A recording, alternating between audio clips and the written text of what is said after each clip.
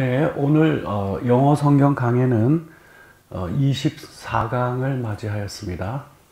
네, 오늘 함께 나눌 말씀의 제목은 종말론적인 상황과 원래 성도의 인내라고 이렇게 제목을 정했었는데 약간 수정할 필요를 느꼈습니다. 그래서 종말론적인 상황과 성도의 거룩한 의무라고 하는 제목으로 바꾸어서 나누겠습니다. 예, 오늘 그 본문은 다니엘서 7장에 있는 그 본문을 몇 군데 살펴볼 예정입니다. 우선 제일 첫 번째 본문은 다니엘서 7장 18절 본문을 보겠습니다.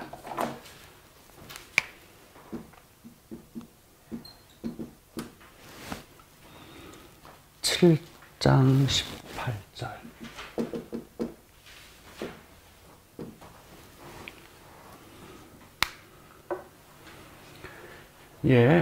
잠시 봉독하겠습니다. 지극히 높으신 이의 성도들이 나라를 얻으리니 그 누림이 영원하고 영원하리라. 바로 이 말씀입니다.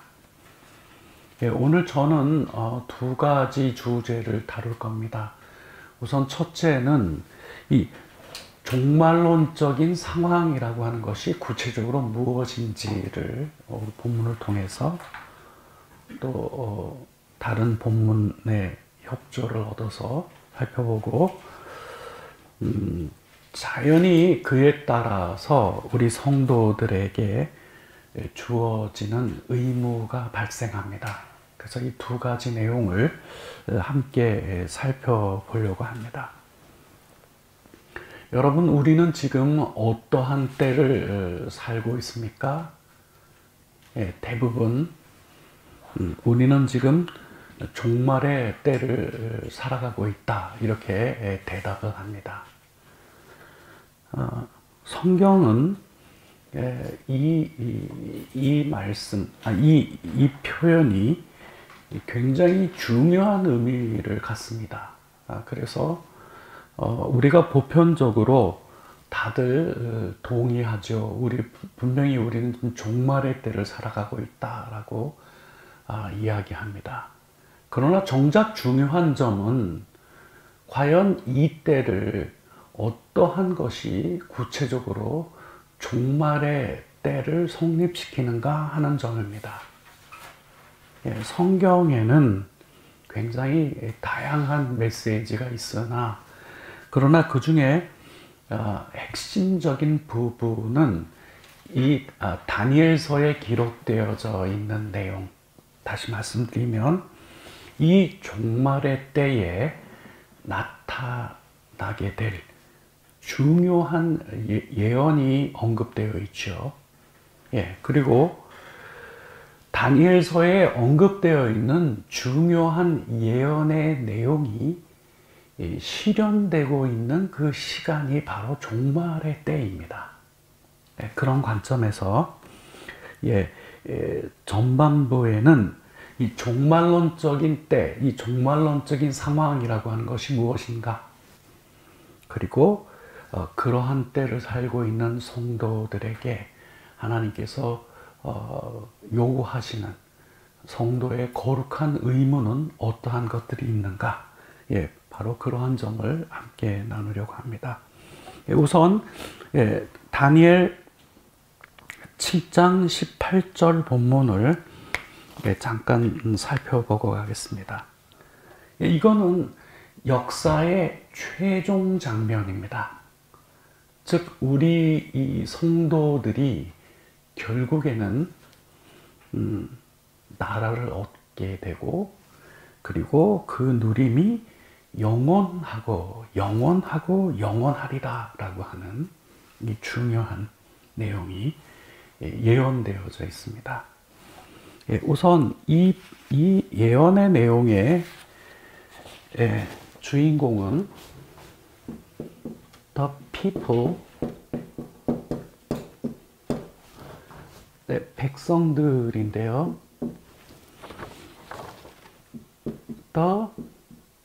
이 most를 대문자로 시작하고 있고, 그 뒤에 붙은 high도 대문자로 시작하고 있고, God. 네, most high God이죠. The people of the most high God. most high는 지극히 높으신 거죠. 네, 지극히 높으신 하나님의 백성들이, 네, 이 백성들이 shall, 네, 이 shall을 우리는 예언의 shall이라고 합니다. 다시 말씀드리면 주어가 1인칭과 2인칭과 3인칭일 때 여기에 shall은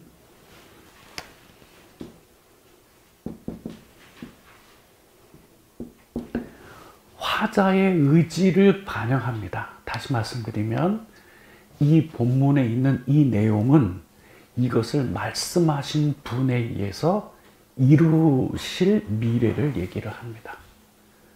하나님께서 이루실 미래의 내용인 것이죠. 예, 지극히 높으신 하나님의 백성들이 shall what?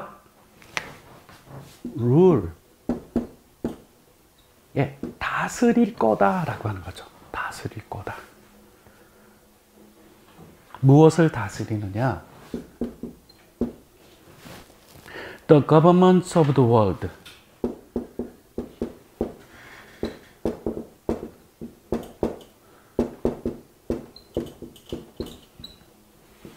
예.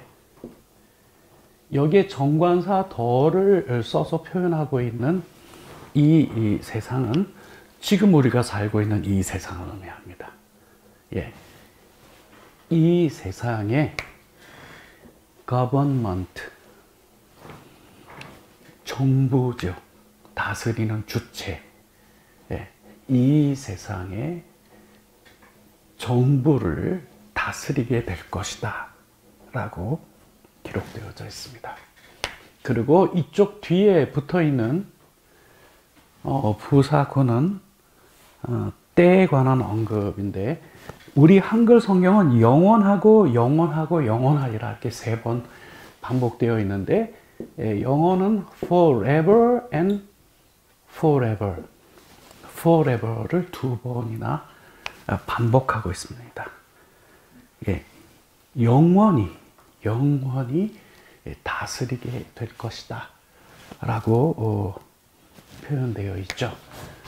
그 다음에 이 앞에 붙어 있는 문장 전체 설명해 주는 부사구에는 in the end이 있어요.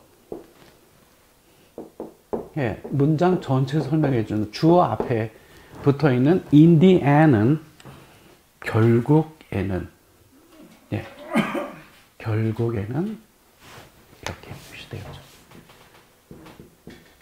그리고 요 바로 문장 맨 앞에는 연결사인 but이 등장합니다.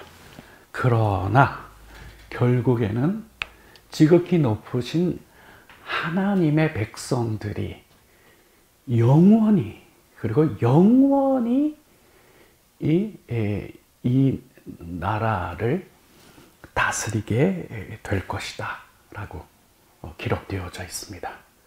이것을 말씀하신 그 하나님의 뜻대로 이루어질 미래인 것이죠.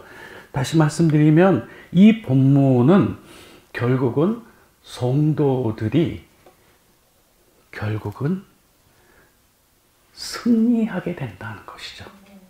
예. 그리고 그 성도가 얻은 그 나라라고 하는 것은 영원한 나라라고 하는 것을 우리에게 말씀하여 주고 있습니다. 이것은 우리 성도들에게 너무나 위로가 되는 말씀입니다. 이 연결사 but은 바로 이 앞에 있는 본문을 받아내고 있는데, 즉 17절 본문을 받아내고 있는데요. 17절에는 이렇게 기록되어져 있습니다.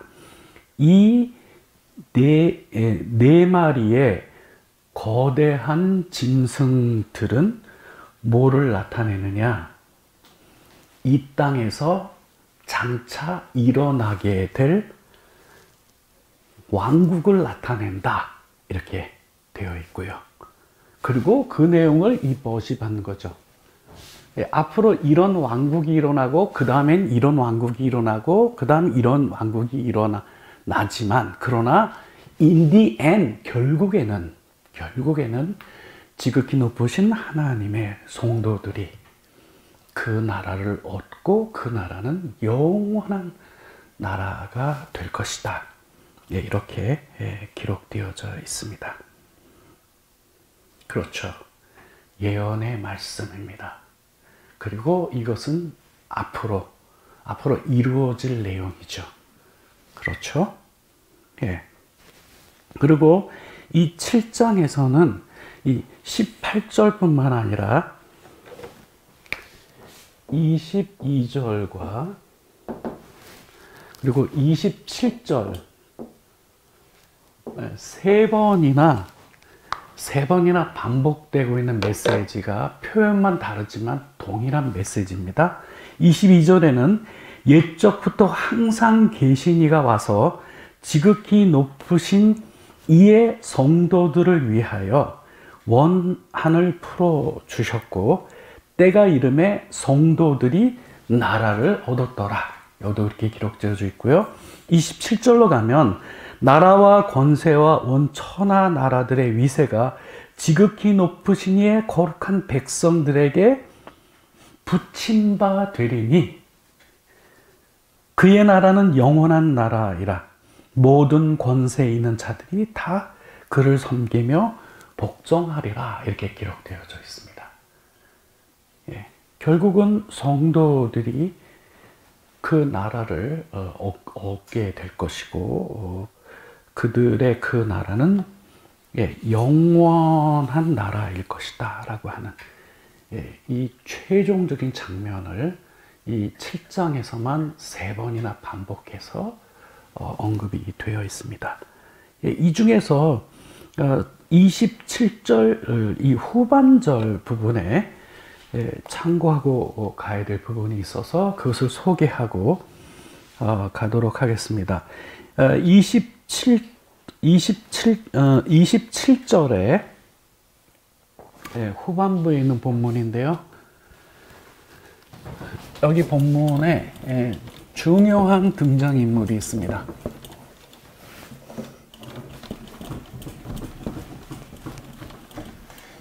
그러나 그 본문에는 구체적으로 그가 누구인지에 대한 언급은 없고요.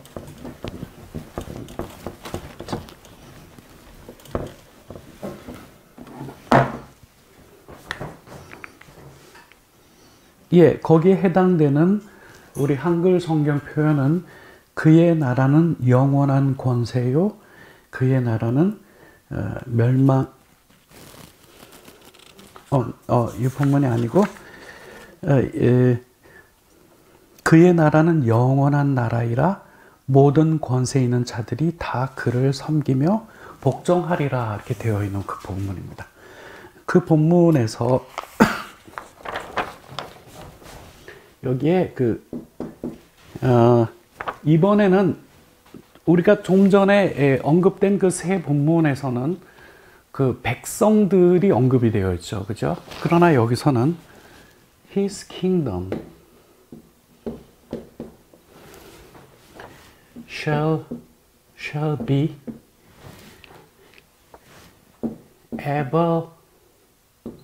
everlasting kingdom.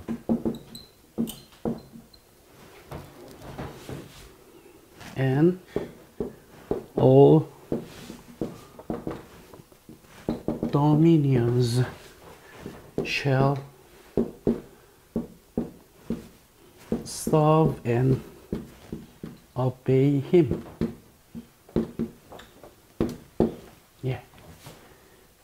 여기에 킹덤은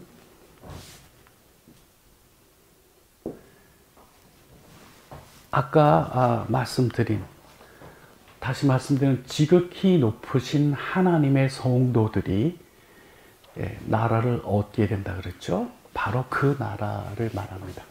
여기서는 His kingdom, 그의 왕국, 그의 나라라고 표현되어 있죠. 영원한 나라이고, 여기에 그 dominions라고 하는 것은 다스리는 자들. 거기 왕국에는 다양한 직책의 다스리는 자들이 있겠죠. 모든 그 다스리는 자들이, 다시 말씀드리면 아까 나왔던 the people of most high God. 여기에 그 dominions라고 하는 것은 지극히 높으신 하나님의 백성들을 받은 겁니다. 왜냐 그들이 곧 다스릴 자들이니까 그 자들은 이거 공동 목적으로 삼고 그는 His kingdom의 His하고 동일한 인물이죠. 그를 섬기며 그에게 obey, 순종하게 될 것이다 라고 이렇게 표현되어져 있습니다. 여기에 His kingdom 그리고 Him, 과연 이분은 누구일까요? 그것을 우리가 확인하기 위해서는 같은 7장의 13절과 14절을 참고할 필요가 있습니다. 내가 또 환상 중에 보니 인자 같은 이가 하늘 구름을 타고 와서 옛적부터 항상 계신 이에게 나아가 그 앞에 인도되매 그에게 권세와 영광과 나라를 주고 모든 백성들과 나라들과 다른 언어를 말하는 모든 자들이 그를 섬기게 하였으니 그의 권세는 소멸되지 아니하는 권세요 그의 나라는 영원한 권세요 그의 나라는 멸망하지 아니하실 것이라 이렇게 기록되어져 있습니다. 여기 보면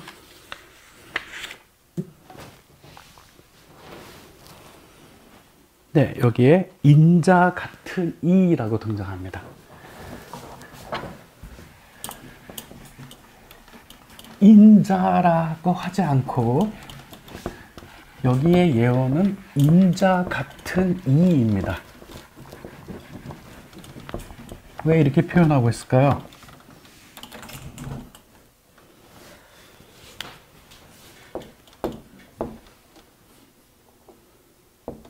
One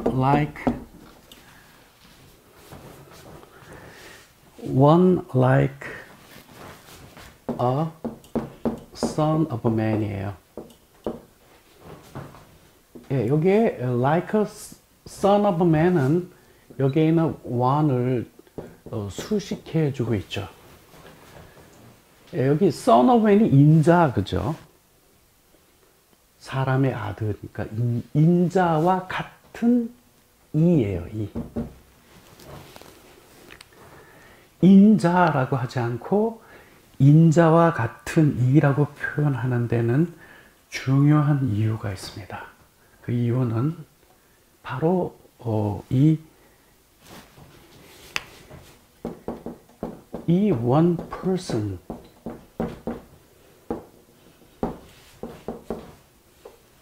이 한 인격 안에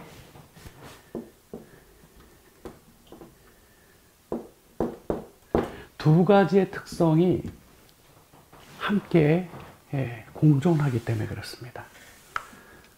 하나는 사람의 특징과 또 하나는 신의 특징이 여기에 함께 있기 때문에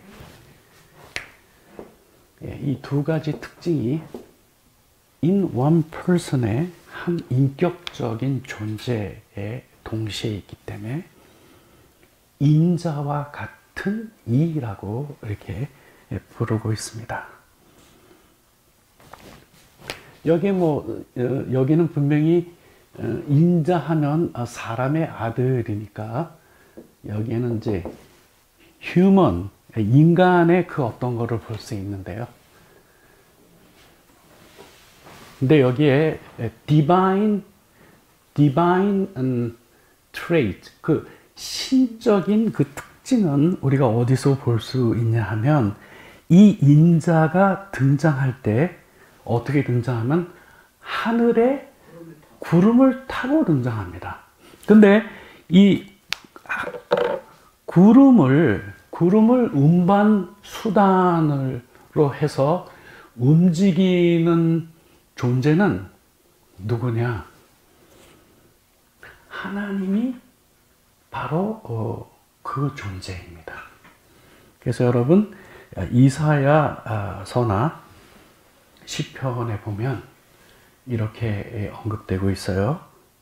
시편 100, 특히 시편 104편을 보게 되면 하나님의 독특한 특징을 1절부터 차례로 설명합니다.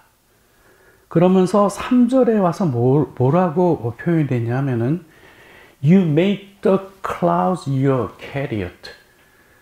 그러니까 구름으로 수레를 삼으시는 분이에요, 그분이. 예, 구름으로. 따라서 One like a son of man. 인자와 같은 이가 등장하는데 구름을 타고 등장하시죠.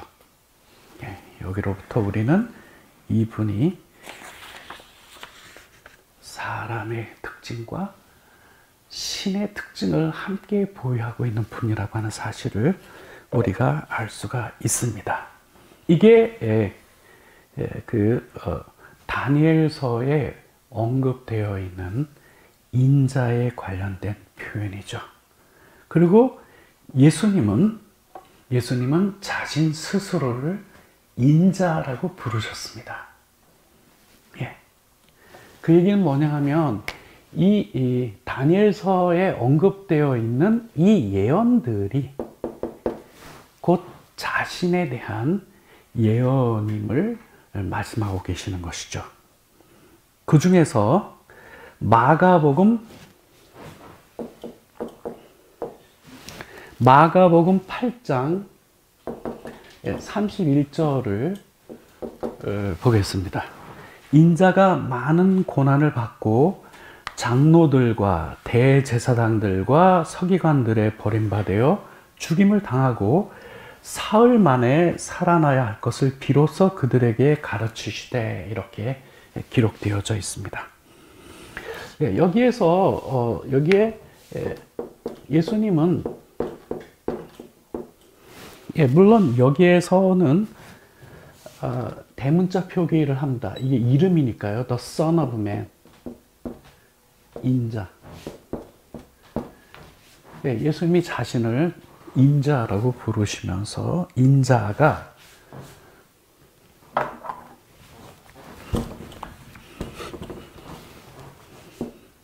조동사 must를 등장시키고요. 여기에 suffer, many,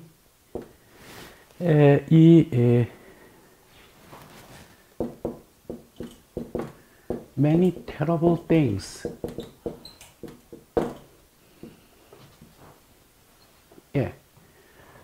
suffer라고 하는 거는 뭐뭐를 겪다라고 하는 거고요. 많은 terrible things.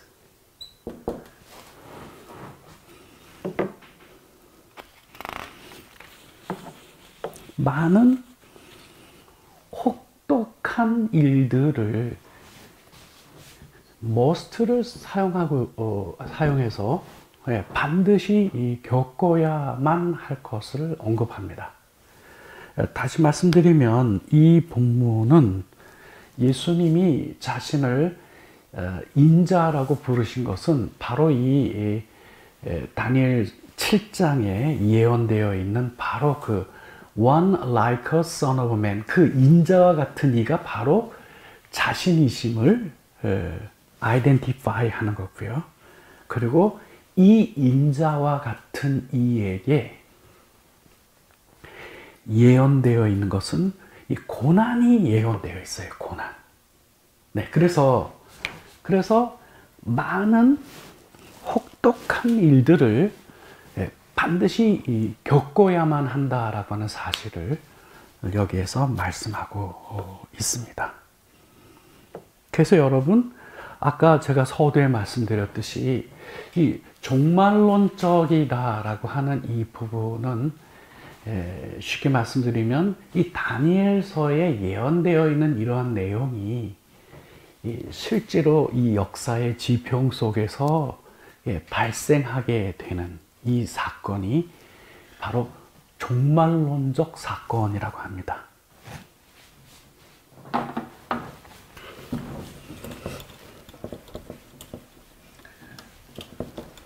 그거를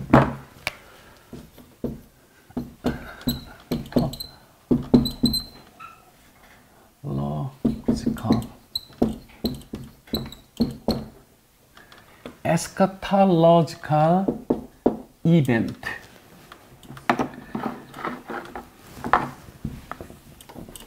이거를 우리는 종말론적 사건이라고 합니다.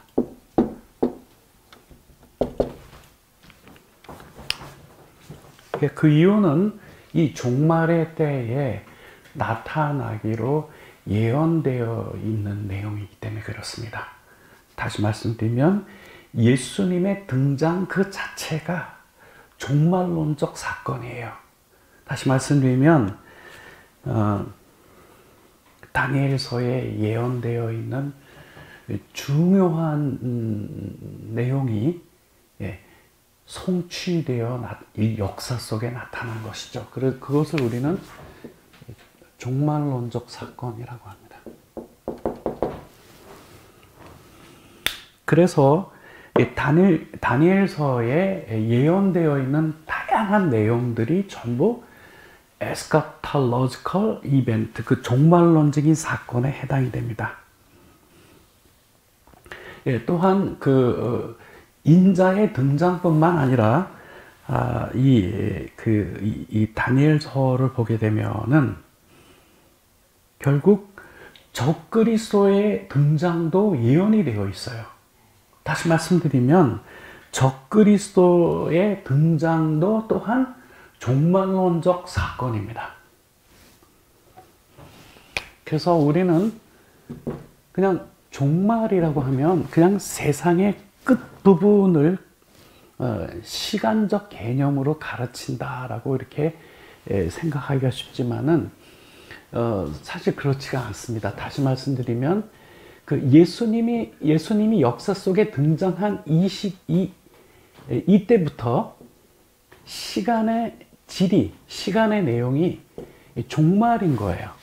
이 전체가 종말인 겁니다. 그래서 여러분, 바울도 역시 이 다니엘서에 기록되어 있는 그 예언의 내용을 배경으로 해서 데살로니가 후서에 보게 되면은 이 적그리스도의 등장을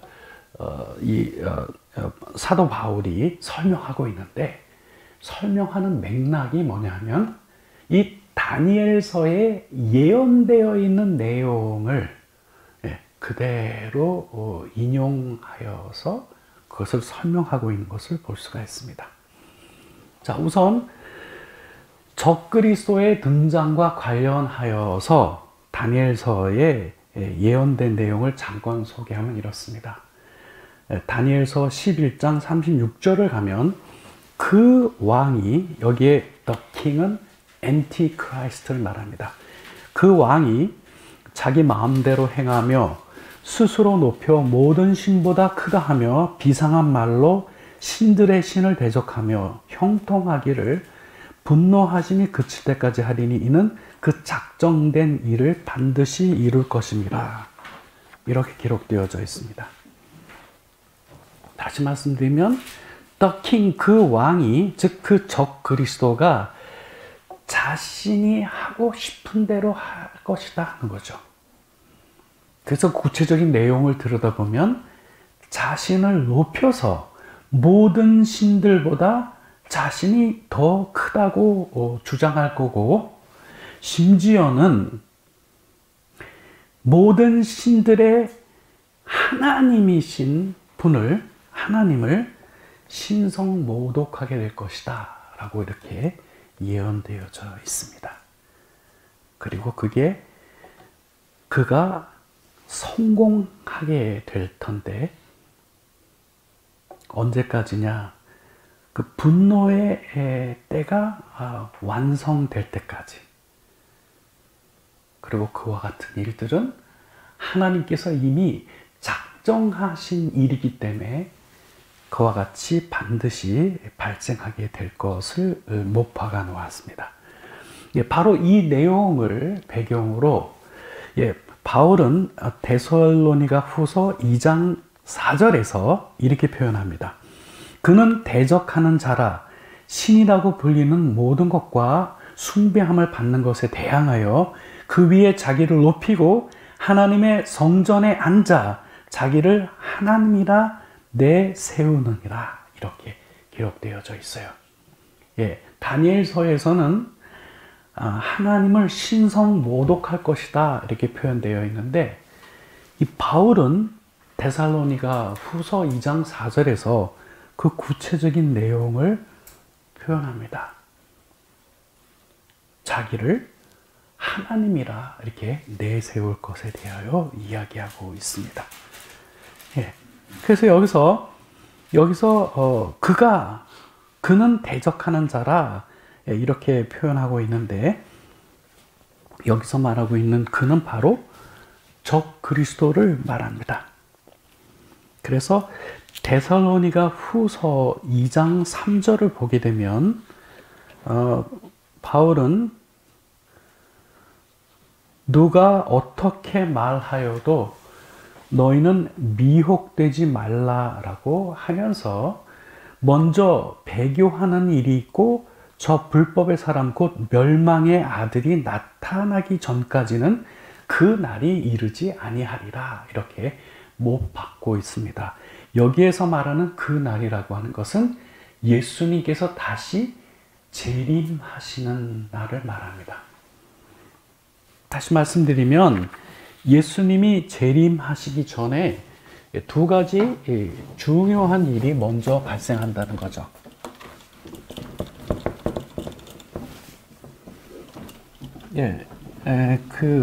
지난번에도 이 내용은 한번 나눈 내용인데 오늘 이 중간에 중요한 위치를 차지하고 있습니다.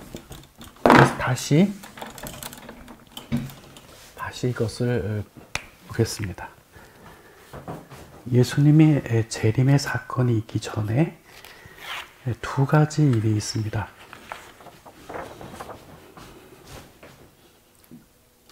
첫째는 A great rebellion against God. 하나님께 대한 이 rebellion이라고 하는 것이 이게 반역이죠. 그것도 great한 반역이에요. 그래서 이거를 대배교예요, 이게요. 대배교.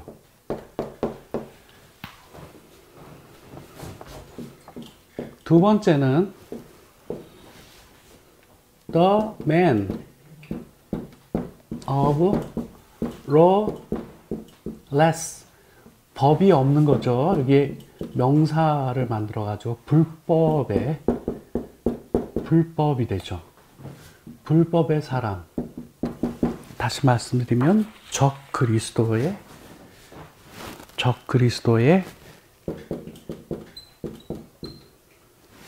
등장.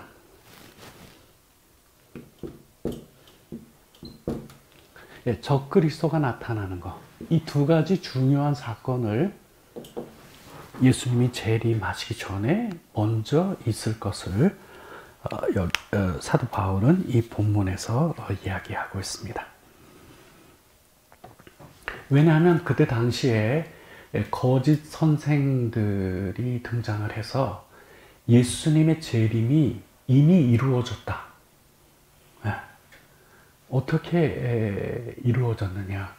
영적으로 이미 발생했다. 그래서 굉장히 혼란을 받는 중에 바울이 이 메시지를 그들에게 전하여 준 겁니다. 이 두 가지 사건이 있기 전에는 예수님의 재림이 없다는 거죠. 이 두 가지 사건이 있고 그 다음에 예수님의 재림이 있을 것을 말하였습니다. 다시 말씀드리면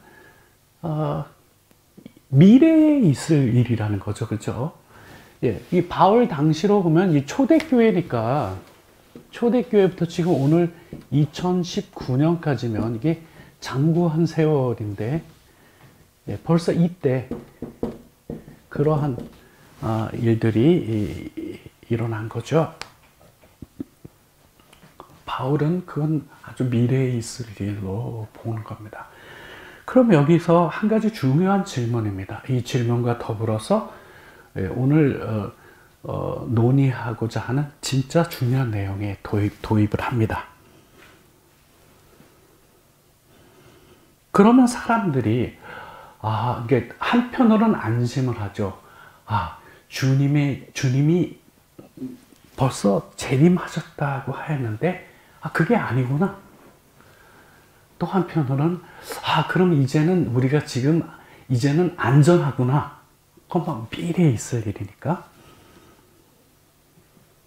여기에서 그들은 중요한 질문을, 물론 성경에는 없지만 중요한 질문을 당연히 하게 됩니다. 그 질문은 뭡니까? Are we safe now? 그러면 지금 우리는 안전한가요? 바울은 대답합니다. No. 네. No. 아니라고 하는 것이죠. 그러면서 바울이 언급하는 이 내용이 오늘 주제에 관련해서 상당히 중요한 자리를 차지합니다. 데살로니가 후서 2장 7절로 옵니다. 불법의 비밀이 이미 활동하였으나 지금은 그것을 막는 자가 있어 그 중에서 옮겨질 때까지 하리라. 이렇게 기록되어져 있습니다. 그래서 여러분,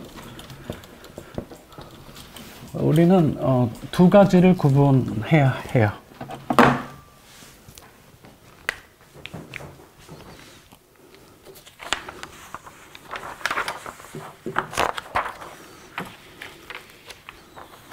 이 불법의 비밀이 이미 활동하고 있다라고 하는 거죠. 이 바울 당대에, 즉 초대교회 이 당대에 already, 이미 at work. at work라고 하는 건 비동사와 더불어서 활동하고 있다라고 하는 말이에요.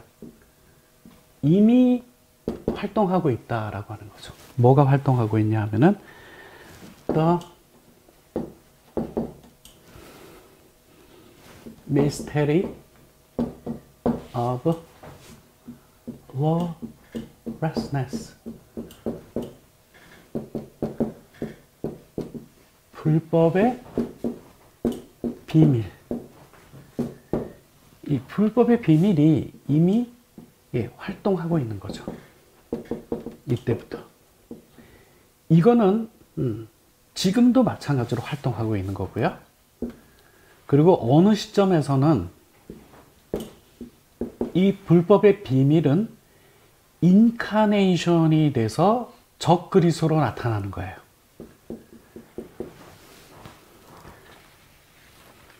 그래서 여러분,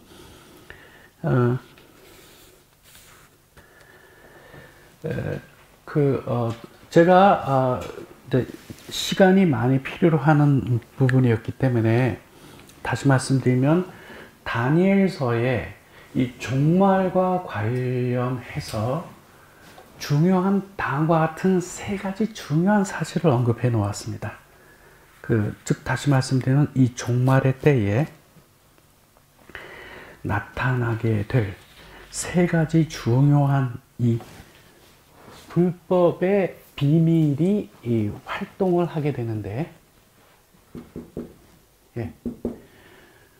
적그리스도가 등장하게 되면은 이거는 눈에 보이게 역사의 무대에 눈에 보이는 모습으로 등장해서 역사하는 거고, 그 전까지는 이 불법의 비밀로 여기에 작용하고 있는 것이죠. 그래서 이 전체 기간이 종말론적 상황입니다. 그래서 이거를 두 가지로 나누어서 좀 설명을 드리려고 하는데요. 이제부터 이제 결론 부분에 해당이 됩니다.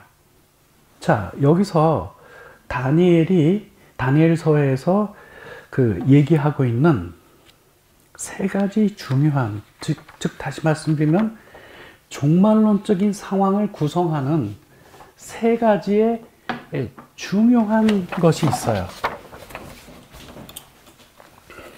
첫째는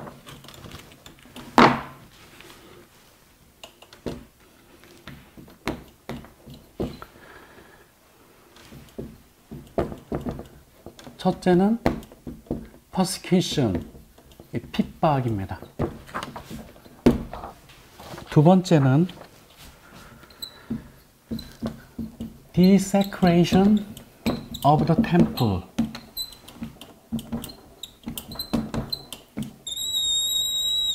여기에 desecration이라고 하는 것은 더럽히는 거거든요. 성전을 더럽히는 거예요.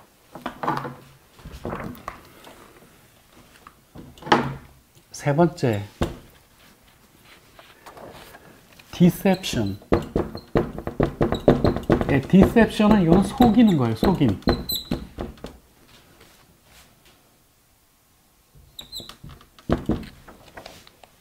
어떻게 속이는가? 하나님의 말씀인 진리를 변개시킴으로써 이 디셉션, 이 속임을 연출하는 거죠. 이게 이 세 가지의 내용이 적그리스도가 장차 이 땅에 나타나서 하게 될 중요한 세 가지 일입니다. 근데 바울은 우리에게 뭘 경고하고 있냐면은 이것이 미래에 적그리스도가 나타나서 하게 될 일이 아니라 지금도 이와 똑같은 일들을 영적으로 하고 있다라고 하는 것이죠. 그래서 여러분, 이 종말론적인 상황을 구성하는 것은 첫째는 성도들의 핍박이에요. 그래서 여러분, 요즘 보면은 현대 그리스도인들은 이 핍박과 환난과 이런 거를 싫어하고 가급적이면 피해 가려고 이렇게 합니다. 여러분, 아까 인자에 대하여 예수님 말씀하신 것처럼 must suffer, 반드시 겪어야만 하신다라고 하였죠. 그것도 우리들도 동일한 겁니다. 우리도 반드시 그거를 우리는 겪어야만 하는 거예요.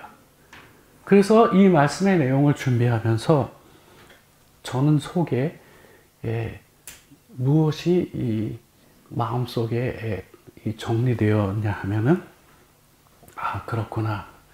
이 환난과 이 세상에서 성도들의 환난과 핍박이라고 하는 것은 전공 필수다.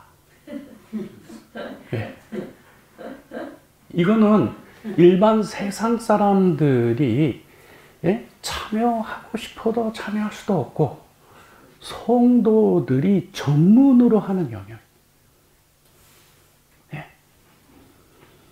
그렇기 때문에 이게 이런 성도들에 대한 핍박이 있는 이 자체가 우리는 지금 종말의 때를 살아가고 있다라고 하는 대단히 중요한 증거예요.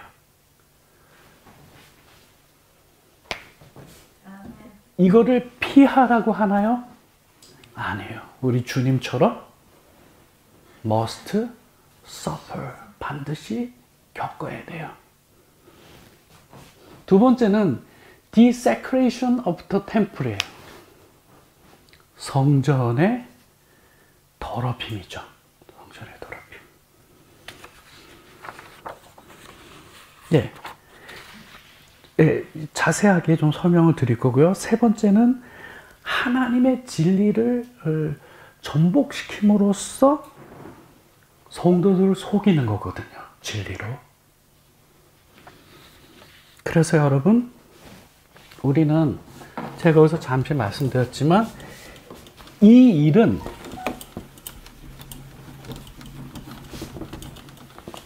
일은 적그리스도가 나타나든 나타나지 않든 상관없이 지금 우리는 종말의 때를 살아가고 있는 거예요. 차이점은 이거는 eschatological period, 지금 종말의 때예요. 이 세력들이, 이 적그리스도가 하는 이 세 가지 일은 나중에 여기에 man of lawlessness라고 표현되고 있는 이 불법의 사람, 즉 적그리스도죠. 적그리스도가 역사의 무대에 등장해서 할 일도 이거고, 이때는 full incarnate form, 이거는 마치 예수님이 성육신한 것처럼 이 영이 육체를 입고 역사 무대에 나타난 거죠. 그게 man of lawlessness예요. 불법의 사람의 antichrist죠. 이 사람이 나타나서 할 일이 이 세 가지임을 다니엘서에서는 분명히 얘기하고 있어요. 그런데 여러분, 아까 바울이 보았듯이 그러면 우리는 이건 미래에 일어날 거니까 지금 우리는 safe 하느냐? No. 불법의 비밀이 이미 활동하고 있다 그랬죠. 여기는 the mystery of lawlessness, 불법의 비밀이 이미 활동하고 있어요. 초대교회에. 근데 이 mystery of lawlessness는 이거는 unseen, 눈에 보이지 않죠. unseen spiritual form이에요.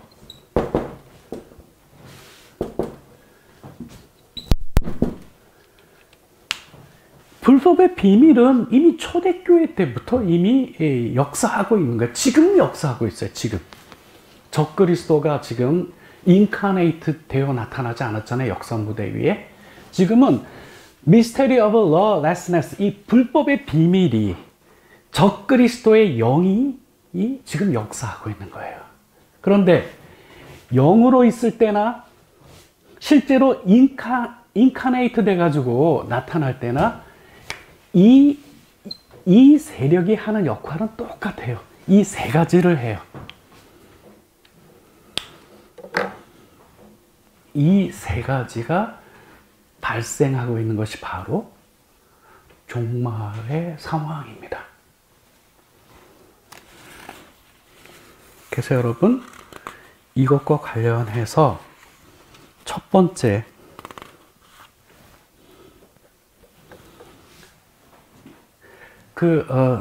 eschatological situation 1, 종말론적인 상황 첫 번째는 여기 나타난 것처럼 이 persecution, 이 핍박입니다. 핍박과 환난이에요. 그래서 예수님께서도 요한복음 16장 33절에 보면 이것을 너에게 이르는 것은 너희로 내 안에서 평안을 누리게 하려 함이라. 세상에서는 너희가 환난을 당하나 담대하라. 내가 세상을 이기었노라. 여러분, 이 세상에서는 너희, 즉 성도들이 무엇을 당합니까? 환난을 당해요. 이게 정상인 거예요.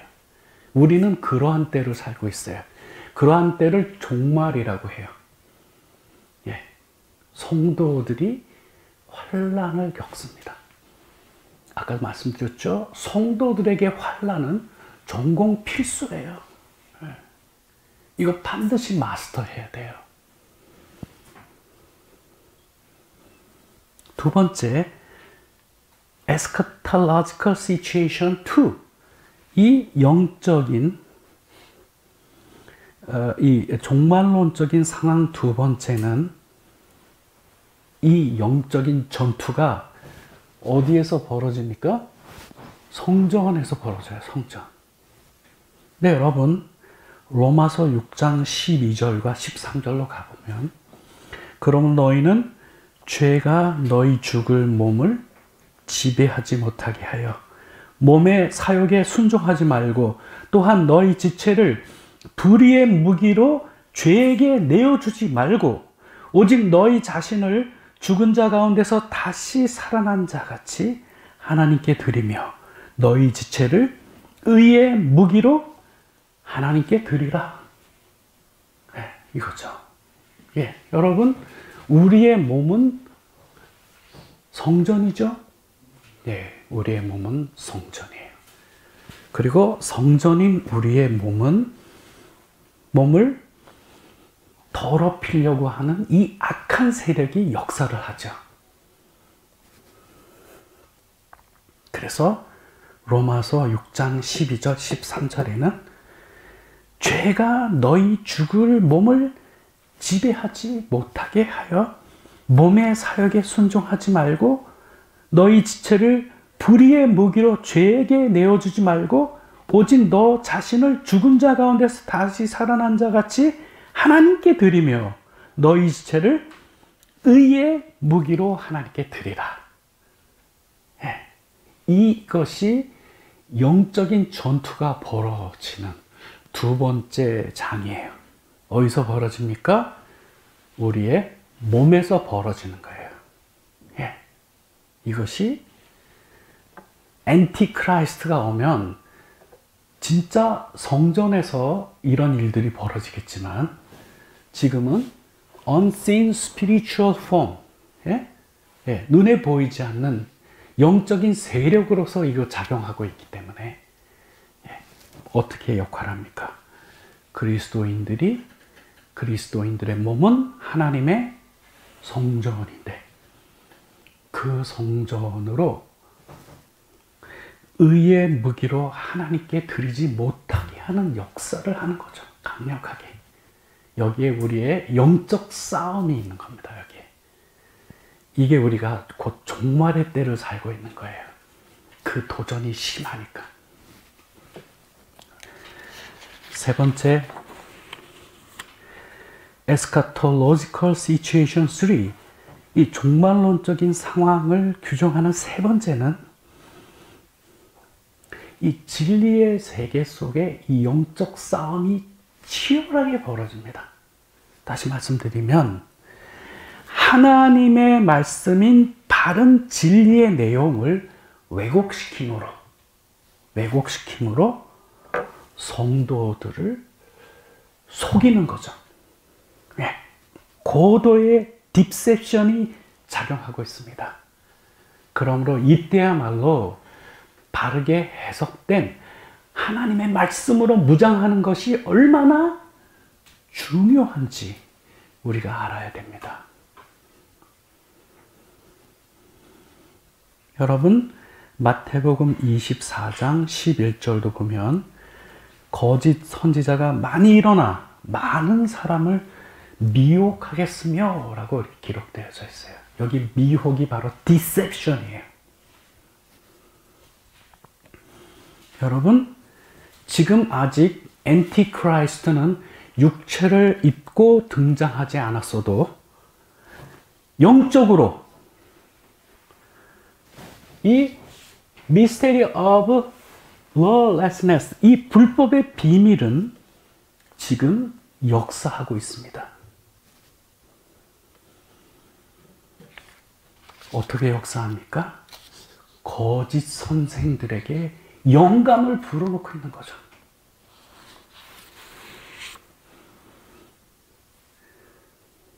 이미 아까 살펴본 것처럼 이미 초대교회 때부터 이 적그리스도의 영은 이미 활동을 제기했고, 그리고 거짓 선생들에게 영감을 불러일으켜서 그들의 이 속이는 일을 하도록 한 것입니다. 그래서 여러분, 이때에는, 이 종말의 때에는 바르게 해석된 하나님의 말씀을 듣는 일이 결코 쉽지 않은 때를 살고 있다라고 하는 것을 우리가 명심해야 됩니다. 치열한 영적 전쟁이 이 벌어지고 있는 장소가 바로 이 부분입니다. 그래서 여러분, 오늘 이 후반부에 말씀드린 것처럼 이제 말씀을 좀 정리하겠습니다. 우리는 지금 종말의 때를 삽니다. 왜 우리가 이렇게 얘기할 수 있죠? 성경에 종말에 있을 일을 예언을 해 놓았는데, 그 것들이 지금 우리들의 삶 속에 실체로 존재하는 때이기 때문에 지금 우리가 종말의 때를 살고 있는 겁니다. 구체적으로 무엇이 그 내용입니까? 첫째는 성도들이 이 세상에서 받는 핍박과 환난입니다. 두 번째는 하나님의 성전인 우리의 몸을 의의 병기로 들이지 못하도록 하는 이 강력한 역사가 우리의 몸에 작용하여 불의의 도구가 되도록 만드는 일이 강력합니다. 뿐만 아니라 방금 전에 말씀드린 것처럼 하나님의 거룩한 말씀인 이 진리를 변개시킴으로써 미혹을 하는 역사가 너무나도 강력한 때를 우리가 지금 살아가고 있는 것이죠. 이런 면에서 우리는 분명히 종말의 때를 살고 있는 것입니다. 그렇기 때문에 이 종말의 때를 살고 있는 우리 그리스도인들의 거룩한 의무는 무엇이겠습니까? 성도이기 때문에 이 세상에서 당하는 그 모든 환난과 핍박이라고 하는 것을 기쁨으로 받아들여야 되죠.